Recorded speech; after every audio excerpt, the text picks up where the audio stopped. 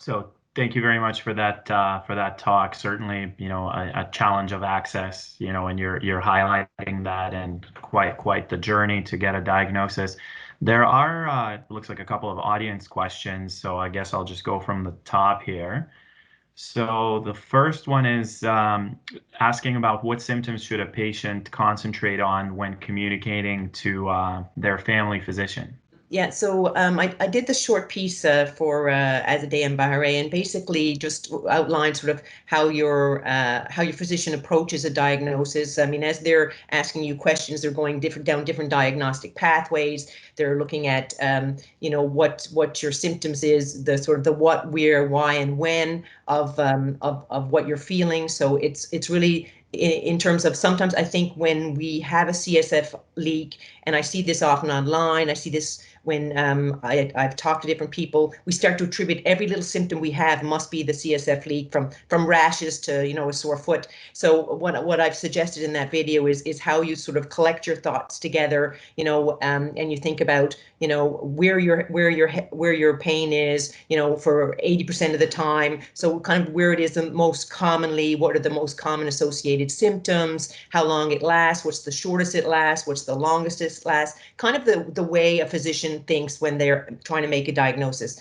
So just to help people out. So when they go, they've kind of have some of those thoughts prepared, because it's so overwhelming, because there are so many strange symptoms, from the blurriness of vision to pain in the face or teeth to certain numbness. So I think it's just organizing your thoughts before you go and thinking it out, and not being so overwhelmed by your own symptoms, so that you can have an approach when you speak to your primary care physician, or your neurologist for that matter.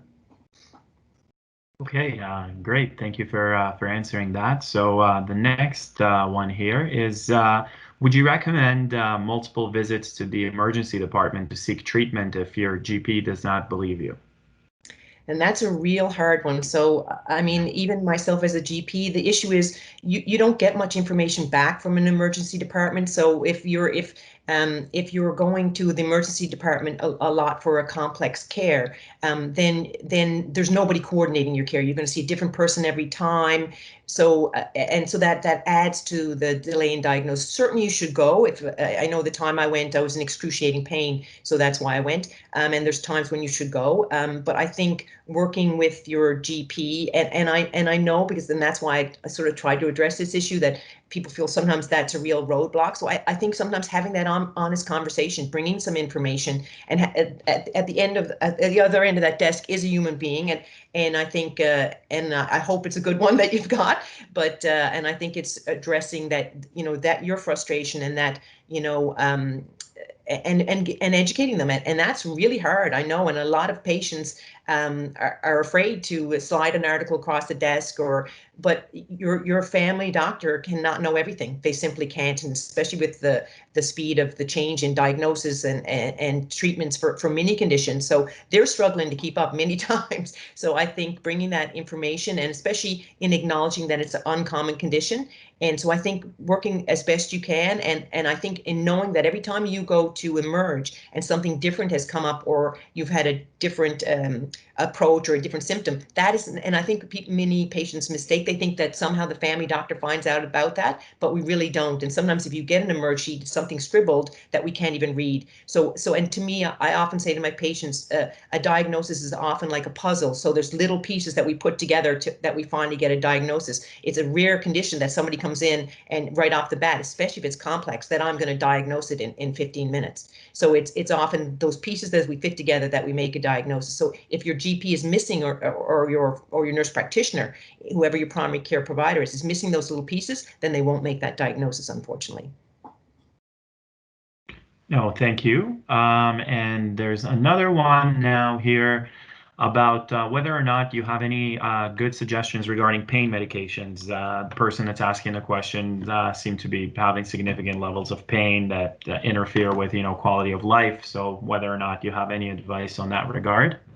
I think that's so individual, and I stayed away from really giving you pain advice, because it's so different for everybody, and that wasn't, I'm not a pain specialist, and that wasn't sort of where I was going with the talk. And I would encourage you to speak to your neurologist, and there are various options, and I know sometimes people feel like they don't want to, like I know they don't want to get Botox because then they feel like if they get Botox, then someone's going to have decided that it's a migraine and they're not going to get, not going to be taken seriously, but it's a CSF leak. But I think in the meantime, sometimes in acknowledging that this is a journey, if Botox gives you relief from your pain till things are properly diagnosed, then I don't see that it's a huge issue, but I know I felt the same way. I didn't, I thought, well, then they're going to think it's migraine if it works.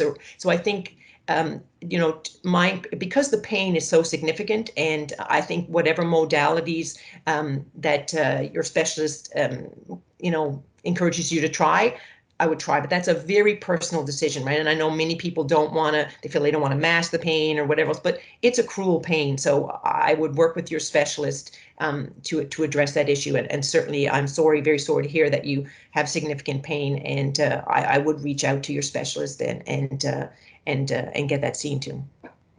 Okay. Yeah, thank you for that. And it looks like there's just one more question. So geographically specific one, it looks like we have a member of the conference looking for any recommendations about specialists in Colombia and whether or not you knew anyone that could help on that front. In British Columbia? So it appears to be Colombia, the country, as far as I can tell from the way it's written here, not British Columbia. And I'm sorry, I don't at all. I wish I did, but I don't have any information on anybody working in Colombia who might. You may find that on one of the inspire.com. You may find, because there's people from all over the world sort of on that site. You might be able to find some information there. No, great. So certainly worth having a look at that.